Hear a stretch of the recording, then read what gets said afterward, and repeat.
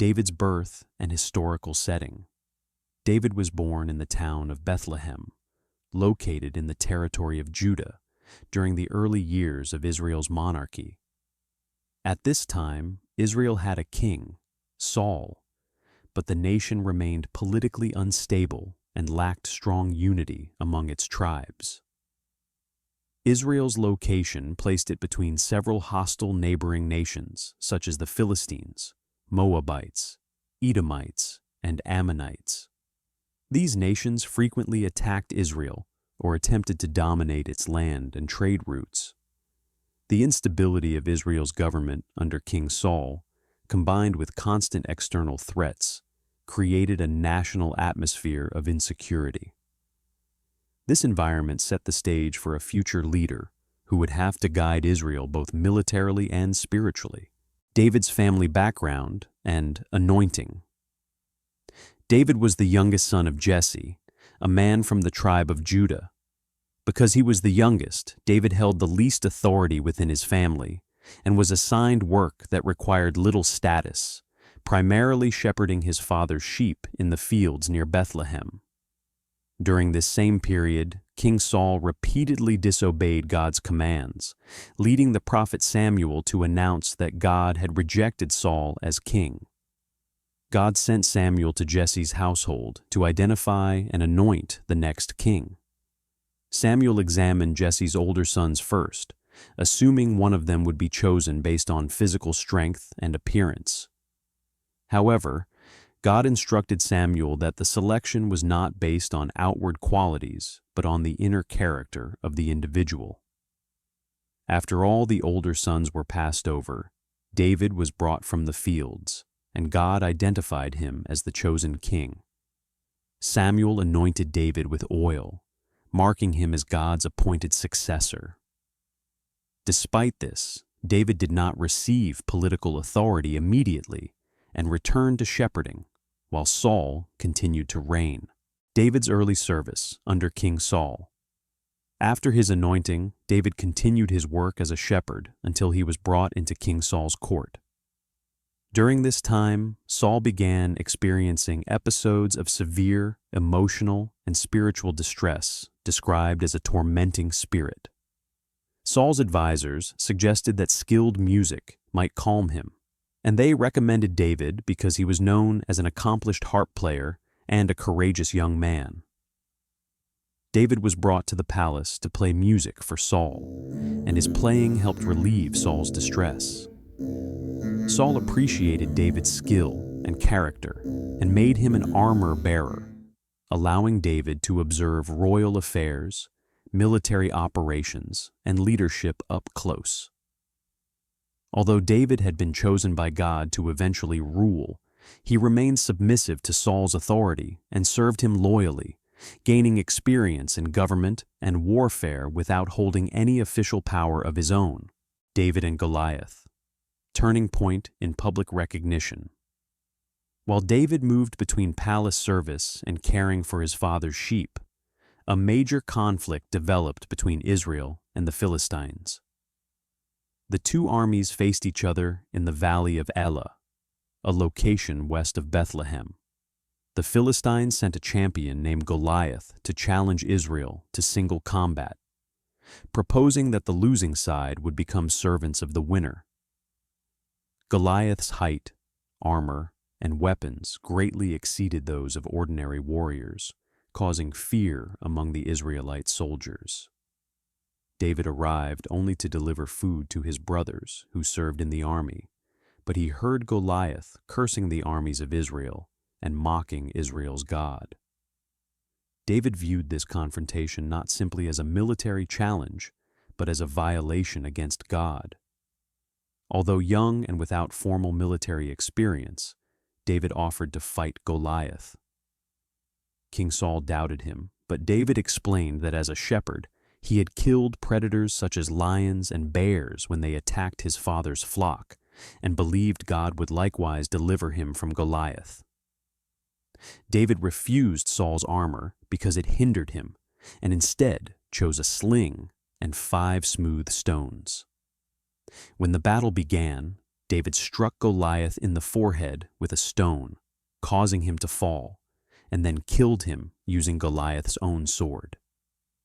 This victory caused Israel to pursue and defeat the Philistines, and it marked David as a divinely empowered warrior in the eyes of the nation. Saul's jealousy and David's escape. After the defeat of Goliath, David was widely celebrated for his victory. When the Israelite army returned from battle, women sang a song praising Saul for killing thousands of enemies, but praising David for killing tens of thousands.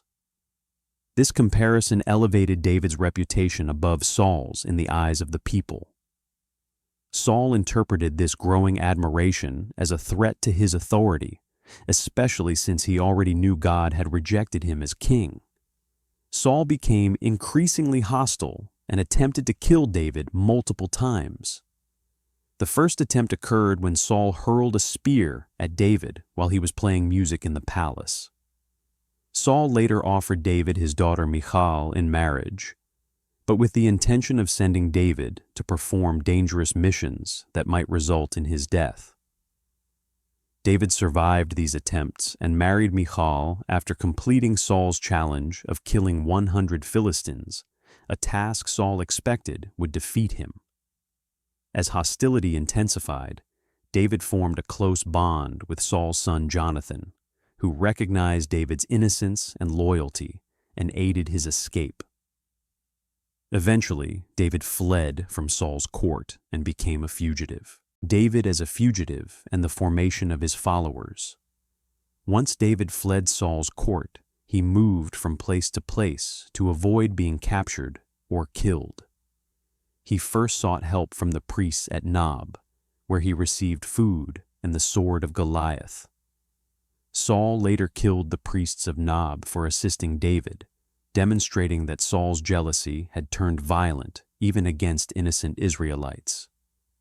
David then escaped to Gath, a Philistine city, but his reputation as the warrior who killed Philistines made his life unsafe there. To avoid execution, he pretended to be insane until the Philistines dismissed him. After escaping from Gath, David took refuge in the cave of Adullam. At this location, a large group of discontented men gathered around him, including those in debt or distressed under Saul's leadership. David became the leader of this group, which grew to approximately 400 men and formed the foundation of his future army. David also secured protection for his parents by sending them to Moab, temporarily removing them from Saul's reach. During this period, David repeatedly moved through wilderness territories, relying on strategic mobility, small numbers, and knowledge of the terrain to survive Saul's pursuit. David spares Saul and acts with priestly authority. During his years as a fugitive, David continued to escape Saul's efforts to capture him by hiding in remote areas, including the wilderness regions of Judah. One significant episode occurred when David took refuge in the caves near En-Gedi, a location with numerous caverns and access to water and food sources. Saul entered one of these caves to rest, unaware that David and his men were hiding inside. David's followers urged him to kill Saul and take the kingdom immediately, but David refused, stating that he would not harm the Lord's anointed. Instead, David secretly cut off a piece of Saul's robe to demonstrate that he could have killed him. After Saul left the cave, David revealed what he had done and declared that he would not commit violence against the king that God had once appointed. Saul openly wept and acknowledged David's righteousness, temporarily ending his pursuit. Another notable event occurred in the city of Keilah. David rescued the people of Keilah from a Philistine attack, but when Saul prepared to capture him, David asked God for guidance by putting on a sacred ephod. The ephod was a priestly garment used only by authorized priests for seeking divine direction. David's use of the ephod indicated that God permitted him to act in a priestly function, even though he was not a priest by birth. This period, therefore, not only demonstrated David's restraint toward Saul, but also revealed that his future leadership would include responsibilities beyond military authority, combining aspects of both political and religious leadership. David among the Philistines and the crisis at Ziklag. As Saul resumed his attempts to capture him, David sought refuge a second time in Philistine territory. This time, David arrived with around 600 men, and the king of Gath allowed him to live there due to their mutual opposition to Saul. The Philistine king granted David the city of Ziklag, which became his base of operations. From Ziklag, David conducted military campaigns against neighboring groups hostile to Israel, such as the Amalekites. David reported his victories to the Philistines in a way that convinced them he had become their ally, though his actions benefited Israel's interests rather than the Philistines. When the Philistines prepared to go to war against Israel, David marched with them, but the Philistine commanders suspected he might turn against them during battle. They refused to allow him to participate, and David was sent back to Ziklag. Upon returning, David discovered that the Amalekites had raided the city, burned it, and captured the families of David's men. After seeking God's guidance, David pursued the Amalekites, defeated them, and recovered all the captives and possessions. This victory not only restored the families of his men, but also provided additional resources and support from various towns in Israel, strengthening David's standing as a protector of the nation, even though he was still in exile. Saul's death and David's rise as king of Judah. While David stabilized his position in Ziklag, Saul and the Israelite army were fighting the Philistines at Mount Gilboa. During this battle, Israel was defeated, and Saul, along with his sons, including Jonathan, were killed. With Saul's death, Israel was left without centralized leadership, and its territory became vulnerable to additional enemy expansion. After hearing of Saul's death, David called for mourning rather than celebration, demonstrating respect for Saul's former position and for Jonathan, his loyal friend. God instructed David to go to the city of Hebron, located in the territory of Judah. The leaders of the tribe of Judah gathered there and anointed David as king over Judah. However, leadership over the entire nation was not established immediately. Saul's military commander, Abner, made Saul's surviving son, Ishbosheth, king over the northern tribes of Israel. The nation became divided into two kingdoms, Judah under David and the northern tribes under Ishbosheth. This division led to a prolonged conflict between the two factions, with battles taking place between forces loyal to David and forces under Ishbosheth. After several years of struggle, Ishbosheth was assassinated, and the northern tribes recognized David as king. David then became ruler over all Israel, uniting the nation under his leadership. David establishes Jerusalem and expands Israel's borders. Once David was king over all Israel, he sought a central capital that did not belong exclusively to any tribe and was located in a strategic position. He captured the fortified city of Jebus, which was held by the Jebusites, and renamed it Jerusalem. Its elevated terrain and strong defenses made it an ideal political and military center. David established his palace there and made Jerusalem the capital of Israel. He then worked to strengthen the nation's security by confronting the Philistines, who viewed David's unification of Israel as a threat. The Philistines gathered their forces to attack him near Jerusalem, but David sought divine guidance and defeated them, pushing them back as far as the city of Gezer. This victory ensured Israel's independence from Philistine dominance and confirmed David's position as a successful military leader. He continued to expand Israel's borders, making the kingdom more secure and increasing its regional influence. David as king priest and the arrival of the Ark. After establishing Jerusalem as Israel's capital, David took steps to make the city not only a political center, but also the spiritual center of the nation. He arranged for the Ark of the Covenant to be brought to Jerusalem.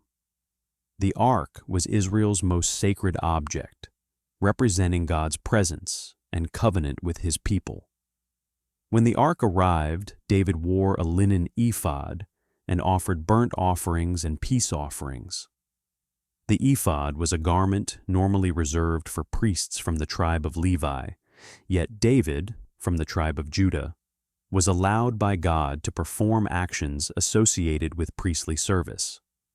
This demonstrated that David's kingship included unique spiritual authority and signaled a leadership role that combined both political and religious functions. By bringing the Ark into the capital and performing priest-like duties, David established Jerusalem as Israel's central place of worship and set a foundation for future religious practices associated with the city. Wars with surrounding nations and consolidation of power. After establishing Jerusalem as both political and religious capital, David continued to strengthen Israel by defeating hostile neighboring nations. He fought and subdued the Moabites to the southeast, the Ammonites to the east, the Edomites to the south, and the Arameans, Syrians, to the north. David also defeated the kingdom of Zobah, which had formed an alliance against Israel, expanding Israel's control over trade routes and regional resources. These victories significantly increased Israel's territorial reach, secured its borders, and created a network of subdued nations that paid tribute to David.